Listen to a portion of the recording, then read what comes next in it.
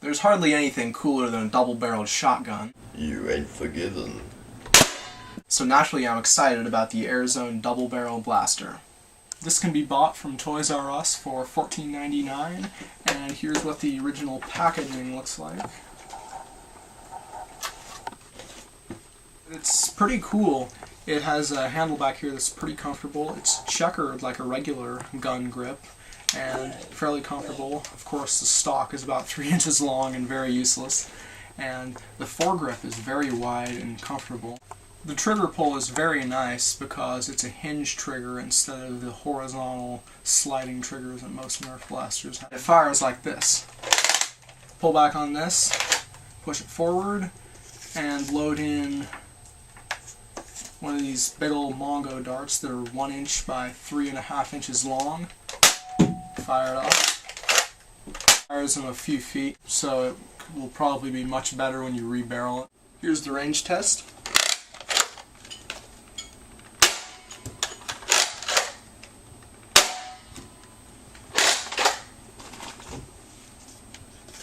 And this is firing flat.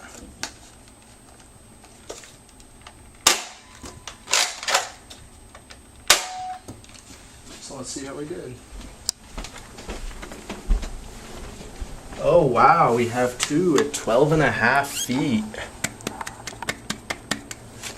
And then we have one up at 15 feet and 4 inches, and then another up at 16.5 feet. These did bounce a little bit though, so very small actually. It's only 20 inches long. Here's a comparison with a Maverick. This handle right here is very comfortable, and you can pull it back just a little bit and fire it, or a little farther and then fire it. It has a front sight on it and sort of a rear flat spot, so you can aim it somewhat. Yeah, you can aim it pretty well. These darts are very interesting. They have very thick foam in the back and a small hole in them, and the front is sort of flaps of rubber that you can peel back, and it's just hollow in there. And it comes with 6 of these. The first thing you'll need to do to take this thing apart is to get this orange thing off the front. And this thing was somewhat of a bear to take off, so I'll tell you how I did it. These things flex somewhat because they have little crevices in them.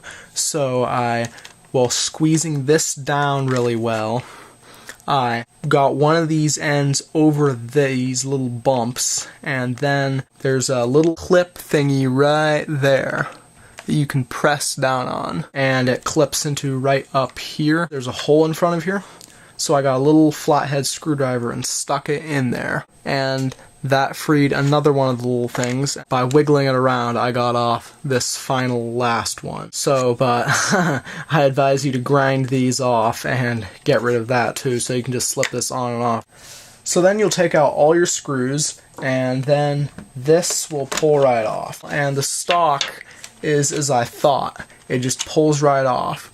So you can just get rid of this because it's worthless. There's a sticker on this side that you'll need to run a razor through.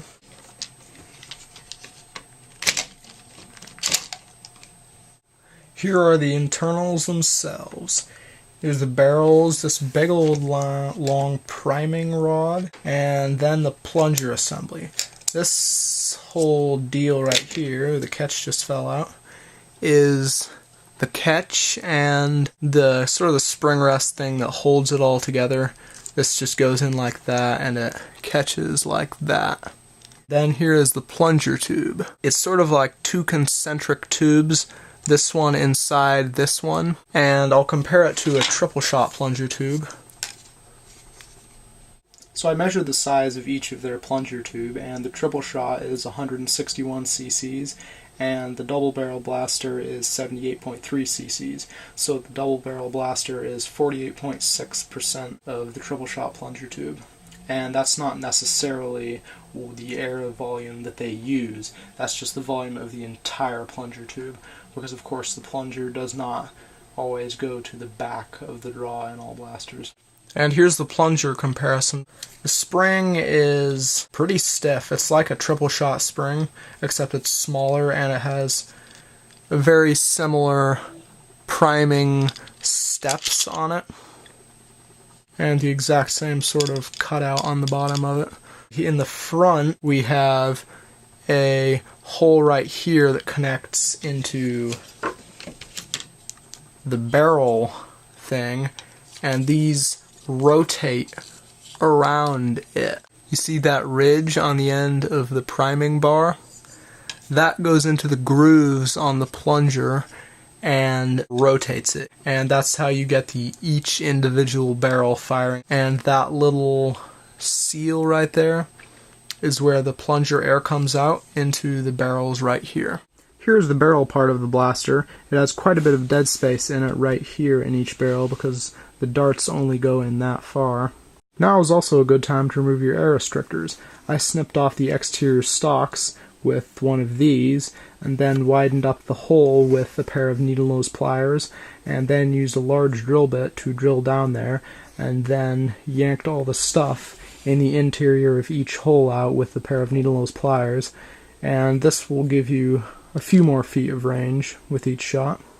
How it fires is when it's primed, this little thing that's on my thumb, apparently the trigger is attached to it and it gets pushed in, and that pushes up on the catch and makes the plunger go forward. See that small little booger of a piece with a spring coming off it?